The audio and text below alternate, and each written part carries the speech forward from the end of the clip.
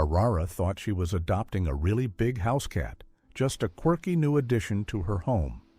But when she brought her new pet in for a routine checkup, the vet's reaction caught her completely off guard. As he examined the cat, his eyes widened in shock.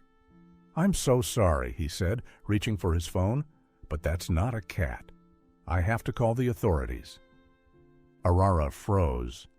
What was he talking about? This had to be some weird mistake, or maybe a really bad joke. "I'm sorry. What are you saying?" she asked, confused and starting to worry. But the vet didn't answer. Dr. Stevens had already stepped out, leaving her alone in the room with Cleo. Her mouth dropped open as she stared at the door, trying to make sense of it. None of it made sense. Cleo was clearly a cat, or at least that's what she had believed. Why would the authorities need to be involved? This felt way too serious for something so simple. "What am I supposed to do now?" she whispered, gently stroking Cleo's fur. "Should I just wait here? Or should I leave?" Her voice was low, almost shaking.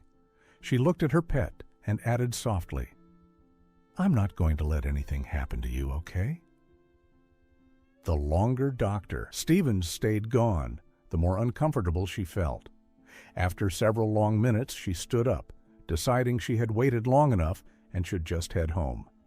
But just as she was about to step out the door, Stevens walked back in. "Where are you going?" he asked. When she told him she was leaving, he shook his head. "I'm sorry, but I can't let you do that. The police are on their way." Aurora went pale. Her worry quickly turned into frustration. "You can't keep us here." "We're leaving," she said, scooping up Cleo and reaching for the door handle. But Dr. Stevens blocked her path. "I really am sorry, Aurora," he said gently, "but I can't let you go. The police will be here any minute." She tried to push past him, but he didn't budge. Why should I even care? What do they want with me? I'm not letting anyone take Cleo. Dr. Stevens tried to stay calm and speak softly, but Aurora was growing more upset by the second. Her grip on Cleo tightened. Dr. Stevens was starting to look uneasy too. He clearly wasn't sure how much longer he could keep her from walking out. Then, right on cue, the office door opened and a police officer stepped in. "Officer, thank goodness you're here," the vet said, sounding relieved. "Good afternoon. I'm Officer Dan. We spoke on the phone," the man said. He turned to Aurora and added, "Ma'am, I'm going to need you to come with me to the station. There are a few questions we need to ask you." Aurora blinked at him, completely lost. "What? Why? I haven't done anything wrong, have I?" The officer didn't answer.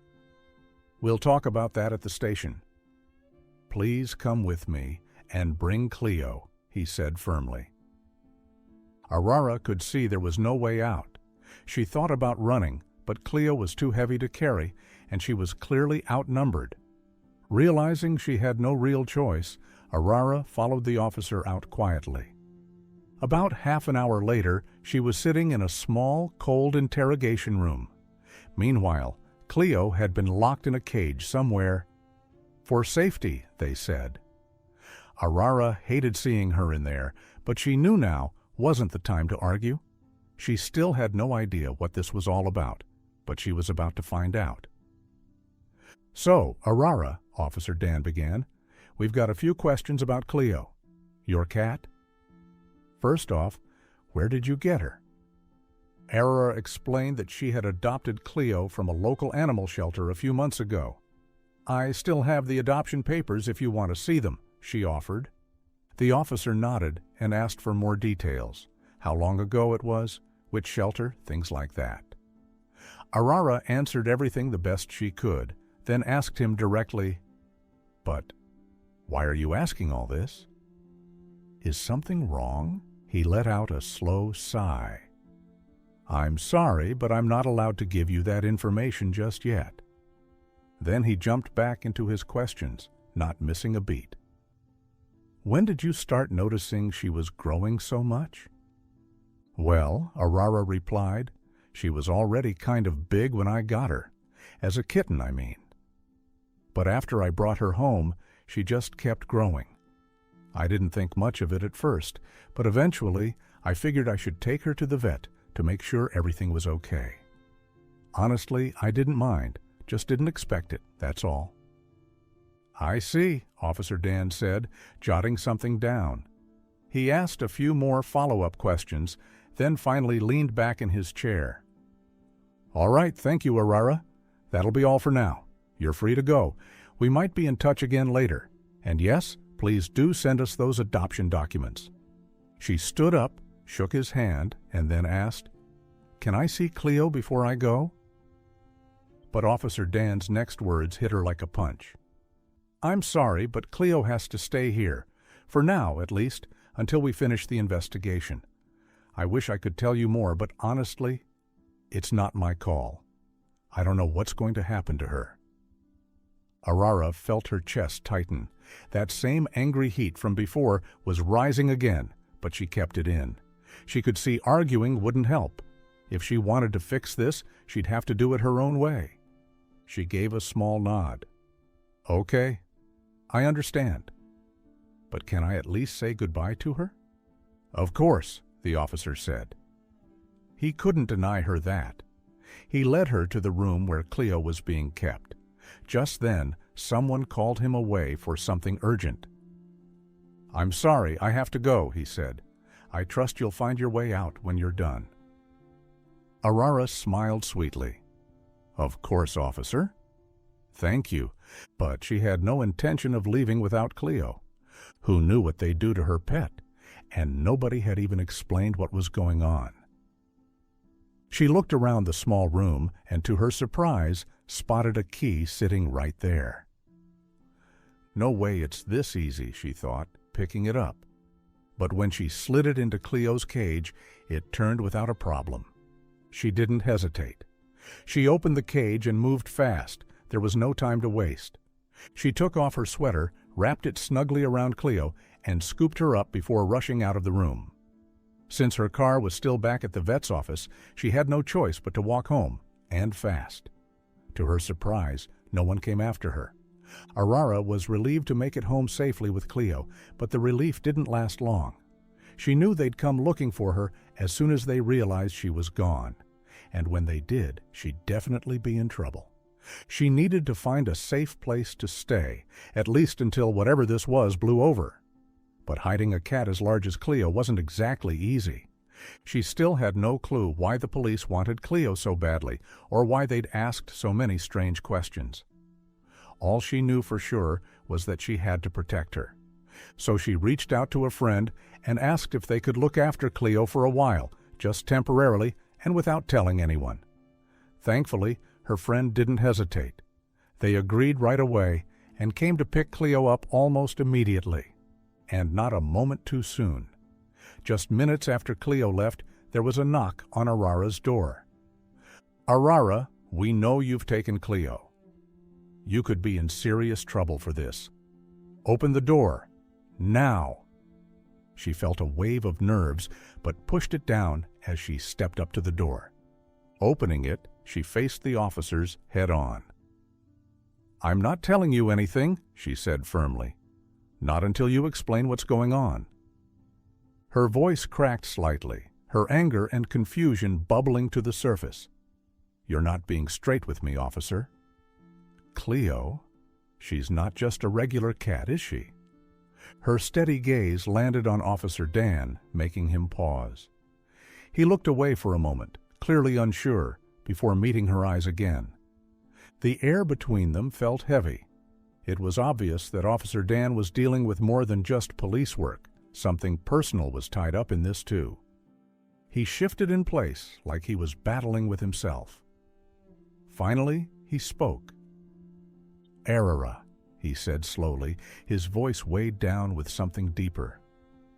I've been in this job a long time. And there are times I wish the truth could stay buried. He let out a long breath, the room falling into silence. Then he finally began to explain. It's not something people talk about, but There have been stories. Whispers, really, about animals that aren't exactly normal. Aurora narrowed her eyes. Go on. Cleo, she's different, he said. There's something unusual about her. And there are people out there, powerful people, who want her. Badly. Aurora's heart sank. Her thoughts raced as she tried to make sense of it all. You're telling me, she said, almost in disbelief, that Cleo is part of some experiment? Some twisted plan?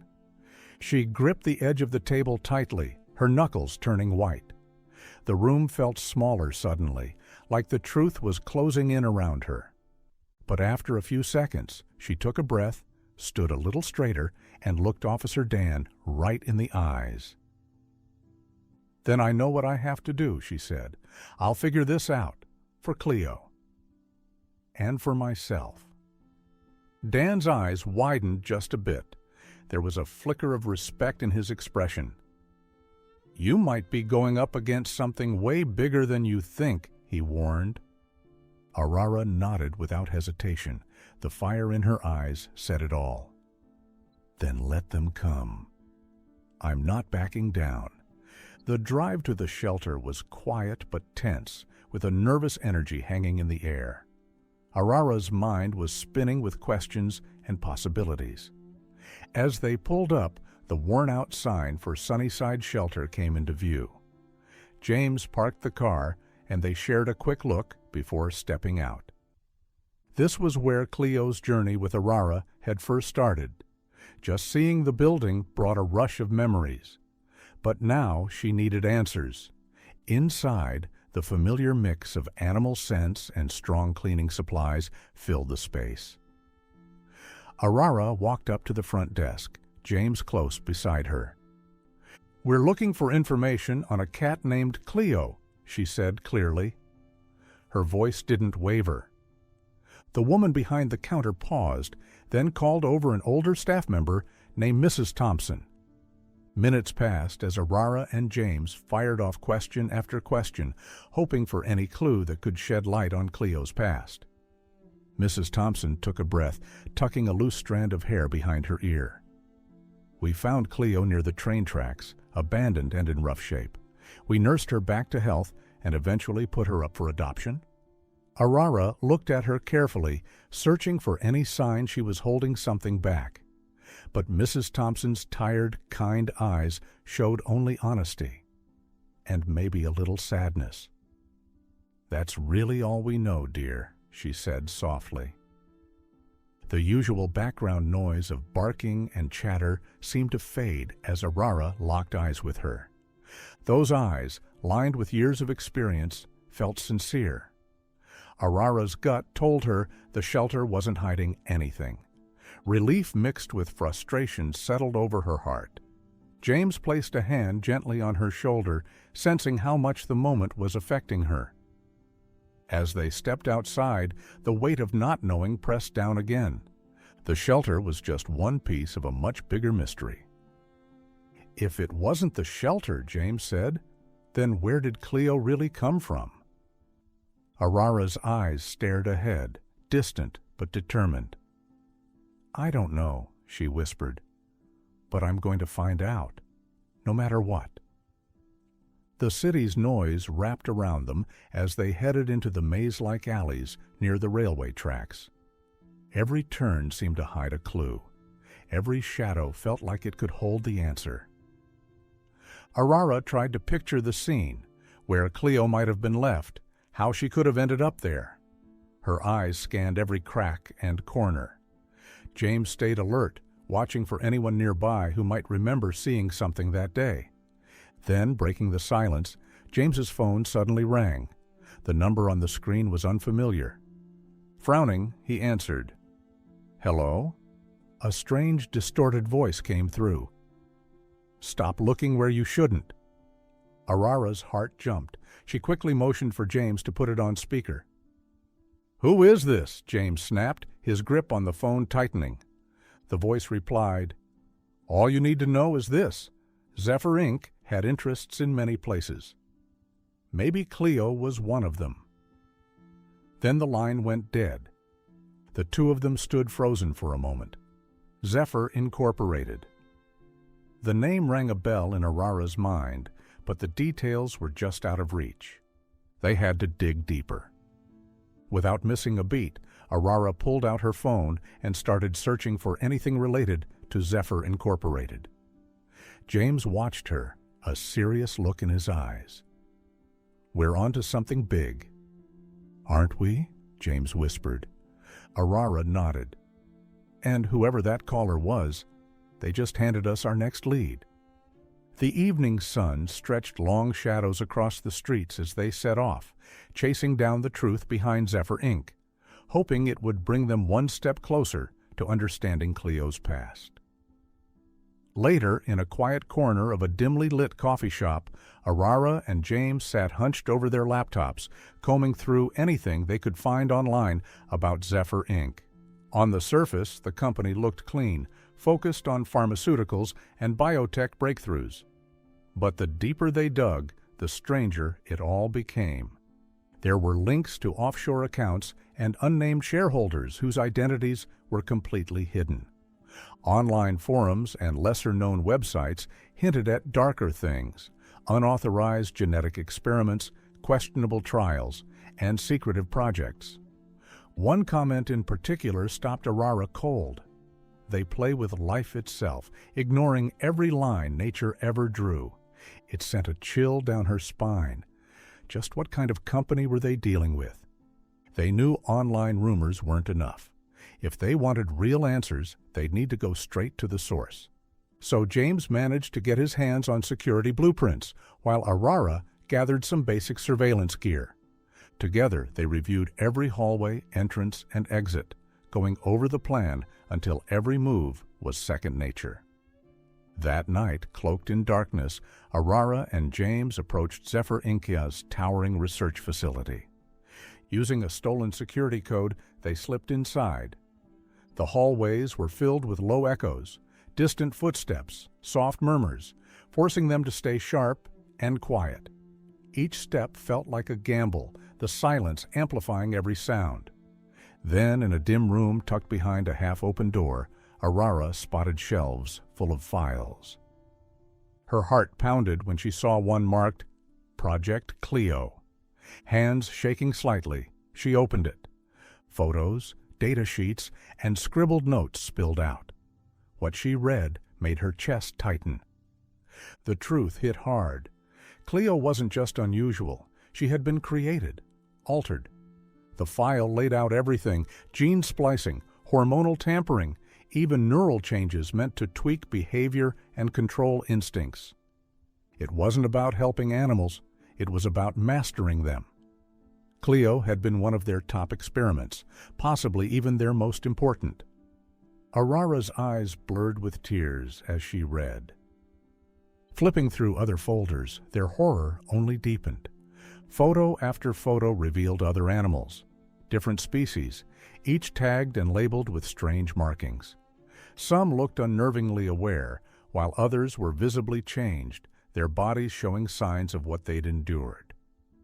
Cleo, it turned out, wasn't the exception. She was just the beginning. Quietly returning the folders, Aurara's voice trembled. "We have to get them out, James. All of them." She looked straight at him, eyes fierce. "I can't let a company like this play God." "These creatures don't deserve this." James nodded, just as determined. But before they could speak again, a loud alarm shattered the silence. Flashing red lights lit up the hallway, and a voice rang out over the intercom. "Security breach detected in Sector C." Panic surged through them. Footsteps and shouting echoed in the distance, closing in fast. No time to think. Aurara and James took off, racing through the twisting corridors as the building moved to trap them inside. Dodging security guards and avoiding dead ends, every hallway and doorway turned into a potential trap. Relying on their earlier planning, they navigated the maze until they found a service exit. Gasping for breath, hearts racing, they burst into the night, escaping Zephyr Inc's grip, at least for now. But just as they thought they were in the clear, two harsh floodlights lit up the darkness, blinding them. Aurora and James froze in place. Surrounding them were security personnel, faces hard, weapons raised. "Thought you could outsmart us, didn't you?" a voice sneered. It had been a trap, and they'd walked right into it. The walls of the holding cell were cold and sterile, the air thick with metal and silence. Aurora and James sat on a bench, their hands cuffed. The weight of their situation pressed down on both of them. "We need to get out," Aurora whispered. Her voice was steady, even if everything around them wasn't. James nodded, thinking hard. "You remember when I told you I had contacts in covert operations?" Aurora leaned in, curious. "I've worked with them, undercover missions, off-the-record stuff. We've got ways to communicate without getting noticed." Her eyebrows shot up. Clearly, there was more to James than she'd realized. Trying to lift their spirits, James began sharing stories, narrow escapes, clever tricks, and missions that seemed impossible. Each tale added a flicker of hope to the dim cell. By the time he finished, with a half smile and a quiet, "We've made it out of worse," Aurora felt her confidence start to return. Together, they began building a plan. They talked through every detail, misdirection, weak points in the facility's layout, and a bit of luck. If even a small chance existed, they were ready to take it. Outside the cell, two guards passed by, a torch's dim light casting long shadows. "The boss wants the experiment sped up," one said. The other laughed. "Can't wait to see what those things can do." Aurora's stomach turned. This wasn't just about science or money. It was something darker. James shifted slightly and removed a small device hidden in his shoe. With one swift motion, he activated it. Seconds later, a distant explosion echoed through the building. Lights flickered. Guards shouted and ran past the cell, heading toward the noise. This was it. Their chance. Working fast, Aurora and James used a small lockpick to open their cuffs. The alarms began wailing again, bathing the halls in red light. In the chaos, the two slipped out, masked and hooded, moving with precision. Thanks to the maps they'd studied earlier, they avoided the major patrols. Eventually, they reached a high-security lab. Inside, they found everything: documents, surveillance footage, test results. Proof. Aurora plugged in a compact drive and copied as much data as she could. Now they had what they needed to reveal the truth. As they continued through the lab, they passed row after row of cages. The sight stopped them in their tracks. Dozens of animals, eyes wide, bodies worn, looked out at them, terrified and confused. Aurora's chest tightened. Their mission had just taken on a much bigger purpose. They couldn't leave the animals behind. Working quickly, they unlocked every cage they could, letting the creatures loose and throwing the entire building into chaos. With animals scattering and confusion all around, Aurora and James sprinted toward the exit, driven by their mission and the evidence now in their hands. Under the cover of a rundown warehouse, they finally found a place to hide. As the adrenaline faded, the weight of everything they'd just done started to sink in. "We've got them," James whispered, gripping the small drive like it held the world. Aurora nodded, her mind spinning. They had to move fast before Zephyr Incorporated realized what they had. James pulled out a burner phone and began dialing with focused urgency. His calls were short, but each one mattered. Through the years, he'd built a web of contacts: journalists, whistleblowers, tech experts, people ready to step up and help shine a light on what had been hidden. In the quiet of their hideout, Aurora and James spent hours going through files, footage, and testimony. The paper trail led all the way to the top. Aurora's hands trembled as she saw the scale of what Zephyr had done. Every document they saved became a vital piece of proof. Clear, undeniable. Within days, the truth broke wide open. News outlets ran the story non-stop. Primetime broadcasts aired footage from inside the labs. Protests exploded outside Zephyr Inc.'s headquarters. Social media lit up with demands for justice. Hashtags spread like wildfire. The court of public opinion had already spoken. Lawyers, many volunteering their time, took on the fight, going head-to-head with the company's deep-pocketed defense team. The courtroom became a battleground. As the prosecution laid out its case, the tension was thick. Gasps filled the room as footage played on screen. Aurora, tears brimming, told her story with quiet strength. James followed, laying out the technical truth behind the experiments. The defense tried to push back, but the evidence spoke for itself. Outside, crowds filled the streets, people holding signs, chanting for the animals. Candlelit vigils filled the nights with quiet, determined hope. Voices from around the world joined in. And still, the support grew. As the trial went on, cracks appeared in the company's defense. Insiders began to speak out. Leaked emails and memos painted a devastating picture. The courtroom's mood shifted. One by one, the lies crumbled. After weeks of testimony, the verdict finally came. The gavel slammed down. Zephyr Inc. was finished. Massive fines were issued, executives were sentenced, and the labs were ordered to shut down for good. Cheers echoed outside the courthouse. Justice had been served. In the days that followed, a huge rescue mission began. Animals once locked away were gently guided toward new lives, safe, cared for, free. Sanctuaries opened their doors. And Aurora? She welcomed several of the rescues into her home, determined to give them the peace and love they'd never known. Their story spread far and wide, a reminder of what courage, persistence, and heart could accomplish.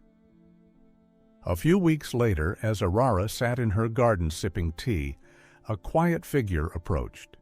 He wore a lab coat and had tired, heavy eyes. "I've been following the case," he said. "There's something you need to know about Cleo."